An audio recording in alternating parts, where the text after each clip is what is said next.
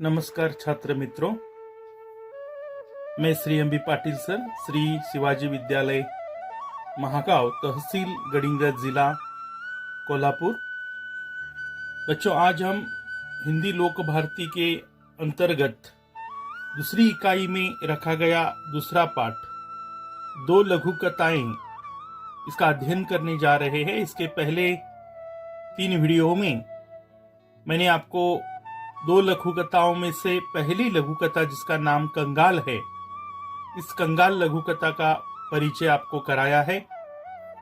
आज के वीडियो के अंतर्गत हम इस लघु कथा में रखी गई दूसरी लघु कथा, जिसका नाम है सही उत्तर, इस सही उत्तर लघु कथा का प्रारंभिक परिचय अर्थात पाठ परिचय थोड़ा सा हम इस वीडियो के अंतर्गत सीख रहे हैं, पहले देख रहे हैं।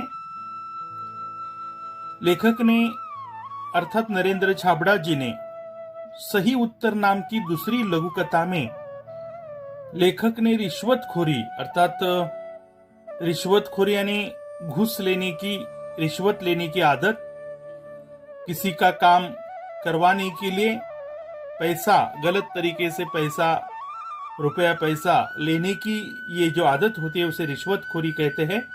तो इस दूसरी लघु कथा में लेखक ने रिश्वतखोरी, भ्रष्टाचार पर करारा व्यंग किया है, अर्थात इस पर उन्होंने शब्दों के माध्यम से तीखा व्यंग करने का प्रयत्न किया है। इस लघु कथा में लेखक ने दर्शाया है कि सत्य का पालन ही लक्ष्य तक पहुंचाने में या पहुंचने में सहायक होता है। अगर हमें जीवन में अपने जीवन लक्ष्य तक पहुंचना है, ध्येय तक पहुंचना है, तो सत्य का पालन करना चाहिए। सत्य का पालन करने से ही हम जीवन के लक्ष्य तक पहुंच सकते हैं। झूठ का साथ हमें काम नहीं आता।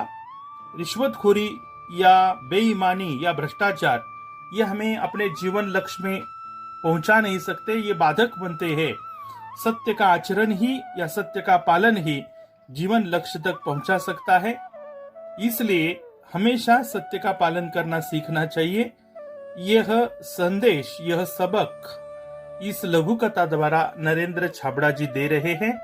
तो चलो बच्चों, हम आज प्रारंभ करते हैं ये दूसरी लघु कथा, जिसका नाम है सही उत्तर।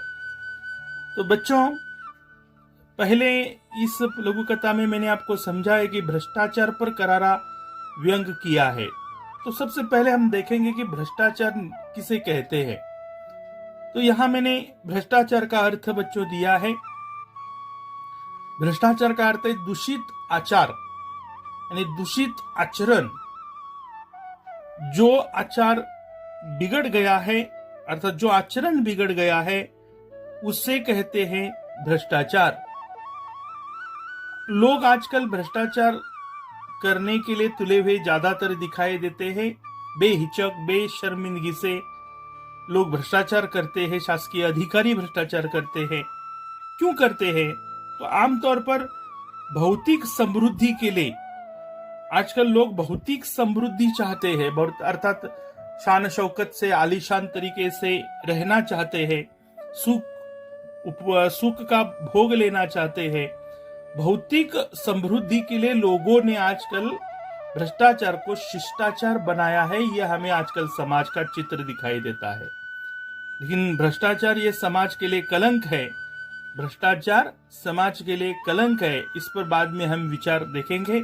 मैं आपको भ्रष्टाचार समाज कलंक किस प्रकार है ये बाद में आगामी वीडियो में समझाने वाला हूं। तो सही उत्तर, ये जो लघु कथा है ये इस प्रकार से है, इसका प्रसंग इस प्रकार से है। अब तक वह यानी यहाँ एक युवक है जो पढ़ा लिखा है, अच्छी खासी डिग्रियां उसने, शैक्षणिक डिग्रियां उसने हासिल की है।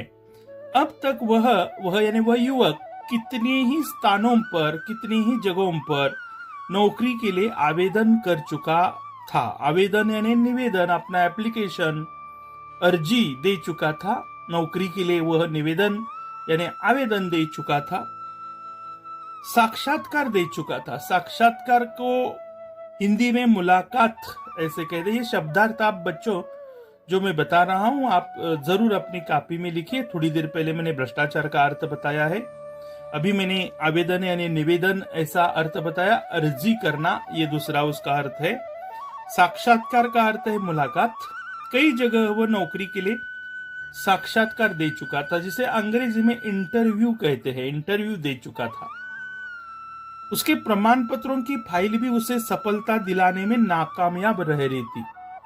अर्थात उसके पास ढेर सारे शैक्षणिक ऐसे प्रमाण पत्र थे, अनेक सारे प्रमाण पत्र थे, डिग्रियां थी। वो प्रमाण पत्रों की फाइल भी उसे अर्थात उस युवक को सफलता दिलाने में, नौकरी प्राप्त करके दिलाने के काम में नाकामयाब रही थी। वो फाइल नाकामयाब यानी असफल रही थी, मतलब उसे नौकरी नहीं मिली थी। हर जगह जहां जहां वो जा रहा था नौकरी के लिए आवेदन लेकर, हर जगह उसे भ्रष्टाचार, रिश्वत का अर्थ है घूस लेना, रिश्वत का और बोलबाला होने के कारण उसने जहां जहां वो गया वहां भ्रष्टाचार, रिश्वत का उसने बोलबाला देखा। और बोलबाला होने के कारण योग्यता के बावजूद उसका चयन नहीं हो पाता था। चयन यानी उस नौकरी के लिए उसका चयन का अर्थ चुनाव नहीं हो पा रहा था, क्योंकि हर जगह क्या देखा उसने, भ्रष्टाचार और रिश्वत का बोलबाला देखा। अब यहां बोलबाला होना ये मुहावरा है बच्चों, आप अपनी कॉपी में ये मुहावरा लिखिए। बोलबाला होना अर्थ है प्रभाव होना। अर्थ क्या है? प्रभाव होना। वाक्य में प्रयोग कैसे हो सकता है? आजकल संपूर्ण भारत में नरेंद्र मोदी जी के कार्यों का बोलबाला हो रहा है। आजकल संपूर्ण भारत में नरेंद्र मोदी जी के कार्यों का बोलबाला हो रहा है। बोलबाला हो रहा है, इसे रेखांकित करना जरूरी है। तो बोलबाला हो समाज में उसने देखा किसका? भ्रष्टाचार और रिश्वत का। और इसके कारण उसके पास योग्यता थी, वह नौकरी के लिए पात्र व्यक्ति था, और पात्र होने के बावजूद भी उसका किसी भी नौकरी में, किसी भी साक्षात्कार में उसका चयन नहीं हो पा रहा था।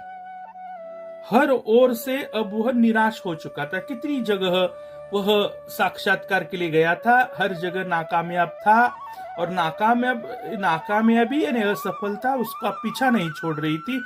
इसलिए आजकल वह अत्यंत निराश हो चुका था।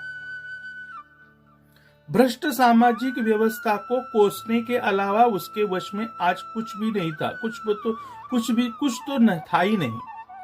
केवल बैठे बैठे वह आजकल क्या कर सकता था बेचारा? समाज में जो भ्रष्ट सामाजिक व्यवस्था है, उस भ्रष्ट सामाजिक व्यवस्था को कोसना यानी भला बुरा कहना, इससे इसके अलावा उसके वश में यानी उसके अधिकार में कुछ भी नहीं था। उसके बस में अर्थात वश में कुछ भी नहीं था। अर्थात वो बैठे बैठे केवल भ्रष्ट सामाजिक व्यवस्था को कोस ही रहा था, क्योंकि पात्रता होने के बावजूद उसको कहीं भी नौकरी नहीं मिल रही थी। अपात्र व्यक्तियों को कई जगह नौकरी मिली हुई वह देख रहा था, लेकिन अपने पास शैक्षणिक पात्रता है, मैं उस नौकरी के लिए मतलब योग्य हूं व्यक्ति, फिर भी मुझे नौकरी नहीं मिलती है, केवल भ्रष्टाचार का और रिश्वत का बोलबाला समाज में होने के कारण। और इसलिए वह अत्यंत निराश था। वह भ्रष्ट सामाजिक व्यवस्था को कोसते ही बैठा था, और वो कोसते बैठने के अलावा उसके पास दूसरा कोई उपाय ही नहीं था। आज फिर उसे साक्षात्कार के लिए जाना है, कोशिश नहीं छोड़ी थी उसने। कहते हैं कि लहरों से डरकर नौका पार नहीं होती, और कोशिश करने वालों की कभी हार नहीं होती। वो कोशिश नहीं उसने बंद की थी, वह कोशिश उसने जारी रखी थी, नौकरी की तलाश की कोशिश। अब फिर उसे साक्षात्कार के लिए जाना है, आज भी जाना है उसे। अब तक वह हर जगह देश प्रेम, नैतिकता, शिष्टाचार, ईमानदारी, इन विषयों पर अपने तर्कपूर्ण विचार बड़े विश्वास से रखता आया था। ये जरूरी विधान है। आज तक उसको किस बात में विश्वास था, और उस विश्वास के कारण अपने विचार, तार्किक विचार किन विषयों पर रखता आया था हर लोगों के सामने? देश प्रेम इस विषय पर, क्योंकि उसके मन में अटूट देश प्रेम था। नैतिकता इस विषय पर, वह नैतिकता से रहता था, आचरण शुद्ध था। शिष्टाचार इस विषय पर, उसका आचार शिष्ट था, ईमानदार था वो युवक, इसलिए ईमानदारी पर, इन विषयों पर वह तर्कपूर्ण विचार हर जगह पर रखता आया था। लेकिन इसके बावजूद उसके हिस्से में सिर्फ असफलता ही आई थी। मतलब ऐसे युवक आजकल ढूंढ कर भी नहीं मिलते। अर्थात देश प्रेम से ओतपोत, नैतिकता व्यवहार रखने वाले, शिष्टाचार आचरण रखने वाले, ईमानदारी का स्वभाव वाले युवक नहीं मिलते। ये उसमें थे ये सारे आदर्श गुण। इन गुणों के बावजूद भी उसे सफलता नहीं मिल रही थी, इसके बावजूद भी उसे असफलता ही आई थी। तो इसलिए वह अत्यंत निराश था। और आज जब वह साक्षात्कार के लिए गया है तो वहां साक्षात्कार के लिए उपस्थित प्रतिनिधि मंडल में से एक अधिकारी ने उस युवक को प्रश्न किया कि भ्रष्टाचार के बारे में आपकी क्या राय है।